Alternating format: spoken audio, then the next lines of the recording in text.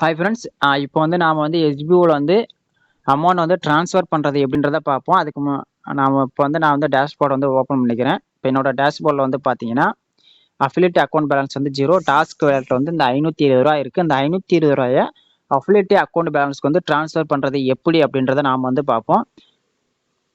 அதுக்கு வந்து பார்த்தீங்கன்னா வேலட் ட்ரான்ஸ்ஃபர் அப்படின்னு சொல்லிட்டு ஒரு ஆப்ஷன் இருக்கும். அந்த வேலட் ட்ரான்ஸ்ஃபர் கொடுங்க. வேலட் ட்ரான்ஸ்ஃபர் கொடுத்தீங்கன்னா கீழே வந்து பார்த்தீங்கன்னா சூஸ் த வேலட் அப்படின்னு இருக்கும். சூஸ் த வேலட்டில் வந்து போனஸ் வேலட் கொடுங்க. போனஸ் வேலட் கொடுத்தீங்கன்னா போனஸ் வேலட் வந்து பார்த்தீங்கன்னா அவைலபிள் அமௌண்ட் வந்து 00 இருக்கு. அடுத்து வந்து டாஸ்க் வேலட்டில் வந்து பார்த்தீங்கன்னா மொத்தம் வந்து ரூ. 520 இருக்குது.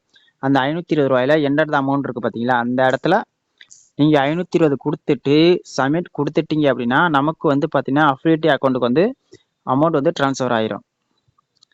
அதை போயிட்டு டேஷ்போர்டில் செக் பண்ணி பார்த்தீங்கன்னா தெரியும். இப்போ வந்து பார்த்தீங்கன்னா டாஸ்க் வேலட்டில் இருக்க அந்த ரூ. 520 அப்படின்றது அஃபிலியேட் அக்கௌண்ட் பேலன்ஸுக்கு வந்து அமௌண்ட் வந்து ட்ரான்ஸ்ஃபர் ஆயிடுச்சு. இதே மாதிரி தான் நம்ம போனஸ் அமௌண்ட்டில் இருக்கிறது சரி, இன்ட்ரோ போனஸ், டாஸ்க் வேலட்டில் இருக்க அமௌண்ட் எல்லாமே நம்ம இப்படி தான் வந்து ட்ரான்ஸ்ஃபர் பண்ணணும். யார் ட்ரான்ஸ்ஃபர் பண்ணலையோ அவங்க எல்லாமே ட்ரான்ஸ்ஃபர் பண்ணி வச்சுக்கோங்க. Okay, thank you.